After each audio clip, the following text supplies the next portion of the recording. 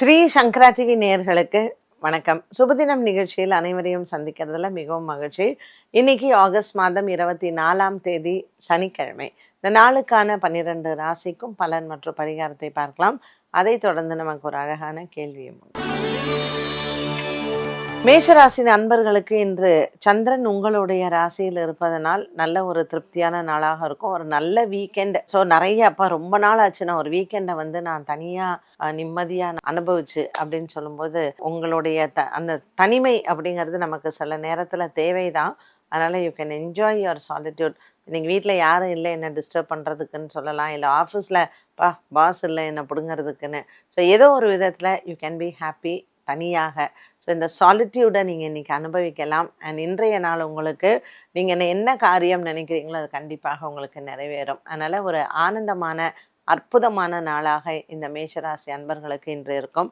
சனிக்கிழமை, அதனால் கண்டிப்பாக நம்ம ஒரு ஆஞ்சநேயர் வழிபாடோ கருடன் வழிபாடோ செய்யலாம்.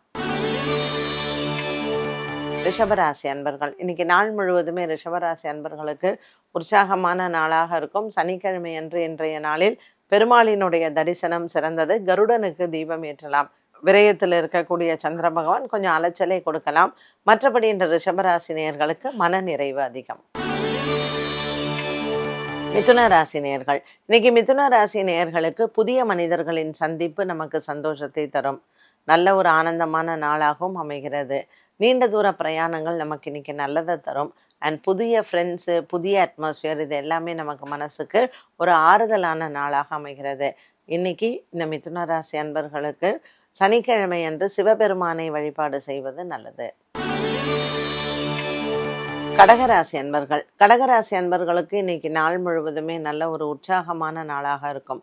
ராசியில் இருக்கக்கூடிய புத பகவானின் சஞ்சாரம் கொஞ்சம் நமக்கு மனசுல கிளேசங்களும் குழப்பங்களையும் கொடுக்கலாம். இருந்த போதிலும் இன்றைய நாள் உங்களுக்கு அற்புதமான நாளாகவே அமைகிறது. இன்னைக்கு நமக்கு சனிக்கிழமையாக இருக்கிறதுனால ஆஞ்சநேயரினுடைய வழிபாடு நல்லது. வெற்றிலை மாலை சாற்றலாம். சிம்மராசி நேயர்கள், பங்கு சந்தையின் முதலீடுகள் நன்மையை தரும். இன்னைக்கு சனிக்கிழமை லாபகரமான நாளாக அமைகிறது. உத்திரம் நட்சத்திரக்காரர்களுக்கு மட்டும் இன்னைக்கு பெற்றோர்களின் உடல் ஆரோக்கியத்தில் கவனம் தேவை. மற்றபடி சிம்மராசி நேயர்களுக்கு மனதிற்கு ஆனந்தமான நாள். சனிக்கிழமையான இன்றைய நாளில் கருட பகவானுக்கு தீபம் ஏற்றி 13 நபர்களுக்கு அன்னதானம் செய்ய இந்த நாள் உங்களுக்கு நினைத்த காரியங்கள் நிறைவேறும். கன்னிராசி நேயர்கள், கன்னிராசியில் இருப்பவர்களுக்கு இன்னைக்கு அதிர்ஷ்டமான நாளாக இருக்கும். உத்திரம் ஹஸ்தம் நட்சத்திரக்காரர்களுக்கு சந்திராஷ்டம தினமாக அமைந்தாலும் கூட இன்றைய நாளில் இவர்களுக்கு மிகப்பெரிய ஒரு லாபமோ அல்லது நன்மையோ என்று நடக்கலாம்.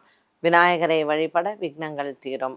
சனிக்கிழமையான இன்று விநாயக பெருமானுக்கு நீங்கள் அருகம்புல் மாலை சாற்றி அர்ச்சனை செய்யலாம். துலாம் ராசி நேயர்கள், துலாம் ராசி நேயர்களுக்கு இன்னைக்கு கடன் பிரச்சனைகள் தீரும். கடன்காரர்களின் தொல்லையினால் இதுவரையில் அவதி இருந்தவர்கள், வங்கி பிரச்சனை இருந்தவர்கள், இது எல்லாமே உங்களுக்கு மாறக்கூடிய ஒரு சூழ்நிலையை பார்க்கலாம். துலாம் ராசி அன்பர்களுக்கு கொடுக்கல் வாங்கலில் இருந்து வந்த சங்கடங்களும் தீரும். இன்னைக்கு இந்த துலாம் ராசி நேயர்களுக்கு காலையில் நல்ல செய்திகளும் வரும். ஆஞ்சநேயரினுடைய வழிபாடு சிறந்தது. விருச்சிக ராசி நேயர்கள், கணவன் மனைவி ஒற்றுமை சிறப்பாக இருக்கும். காதல் வாழ்க்கை திருமணத்தில் முடியும். இன்று விருச்சிக ராசி நேயர்களுக்கு நல்ல ஒரு மனதில் ஆறுதலான நாளாக அமைகிறது. திடீர் யோகங்கள் வரக்கூடியது. பெண்களுக்கு இன்று குறிப்பாக கேட்டை நட்சத்திரக்காரர்களுக்கு அமைய வாய்ப்புகள் உண்டு. இன்று விநாயக பெருமானையும் முருக பெருமானையும் வணங்கலாம். தனுசு ராசி நேயர்கள், 5ஆம் இடத்தில் இருக்கக்கூடிய சந்திரன் இன்று உங்களுக்கு முழுமையான பலத்துடன் அமைகிறார். குரு 6ஆம் இடத்தில், சந்திரன் 5ஆம் இடத்தில் இருப்பதனால் இன்றைய நாளில் உங்களுக்கு தன லாபங்கள் பெருகும். புதிய வியாபார முயற்சிகள் வெற்றியை தரும். இன்று இந்த சனிக்கிழமையில் விநாயக பெருமானையும் மற்றும் ஆஞ்சநேயரையும் வழிபட நீங்கள் எடுத்த காரியத்தில் வெற்றிகள் கிடைக்கும். மகர ராசி நேயர்கள், இன்று நாள் முழுவதுமே மகர ராசி நேயர்களுக்கு நல்ல ஒரு மன நிறைவு கிடைக்கும். இன்று நீங்கள் எடுத்த காரியத்தில் வெற்றிகள் உண்டு. வீடு வாங்குவது, வண்டி வாகனங்கள் வாங்குவது, மாற்றுவது, இதில் எடுக்கக்கூடிய முடிவுகள் சிறப்பானதாக அமையும். இன்று கருட பகவானை வணங்கி பெருமாளையும் வணங்கலாம். கும்பராசினியர்கள், இன்று நாள் முழுவதும் கும்பராசினியர்களுக்கு ஒரு நல்ல சந்தோஷ செய்தி காத்திருக்கிறது. நீண்ட நாளாக குடும்பத்தில் இருந்து வந்த சொத்து பிரச்சனைகள், பண பிரச்சனைகள் தீரும். சகோதர சகோதரிகள் உங்களுக்கு நல்ல ஒரு ஒற்றுமையாக இருப்பார்கள்.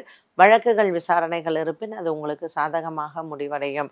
இன்று சனிக்கிழமை ஆஞ்சநேயரினுடைய வழிபாடும் மற்றும் காகத்திற்கு எள்ளு சாதம் வைப்பதும் மற்றவர்களுக்கு இன்று நீங்கள் அன்னதானங்கள் செய்வதும் சிறப்பு. மீனராசி நேயர்கள், இந்த நாள் முழுவதுமே மீனராசி நேயர்களுக்கு உற்சாகமான நாளாக இருக்கும். இன்று நீண்ட தூர பிரயாணங்கள் நன்மையை தரும். வழக்குகள் விசாரணைகள் உங்களுக்கு சாதகமாக முடிவடையும். இன்று புதிய வேலை விஷயங்கள் மற்றும் புதிய வியாபார விஷயங்கள் நன்மையை தரும். ஏற்கனவே கடன் பிரச்சனைகள் இருப்பவர்களுக்கு இன்று நண்பர்களால் உதவி கிடைக்கும்.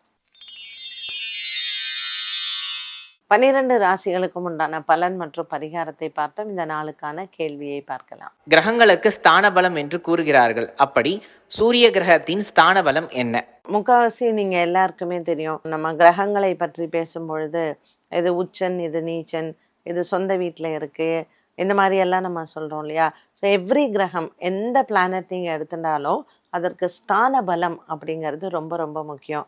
இப்போ நமக்கு வந்து சொல்றோம் இல்லையா, ஒரு ஆஃபீஸில் வந்து என்ன மாதிரி போஸ்டிங்கில் நம்ம இருக்கோம் அப்படின்னு சொல்லிட்டு.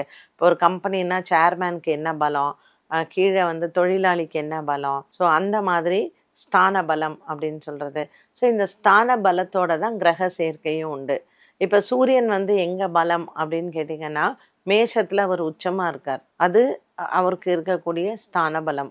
அடுத்தது அவர் சிம்ம ராசி சொந்த வீடு, அவர் அங்க இருக்கும்போது அவருக்கு ஸ்தான பலம். ஆனால் இப்போ மகரத்துல கும்பத்துல எல்லாம் இருக்கும் பொழுது அவருக்கு வந்து பகை. அதனால அந்த அளவுக்கு அது ரொம்ப நல்லது அப்படின்னு நம்ம சொல்ல முடியாது.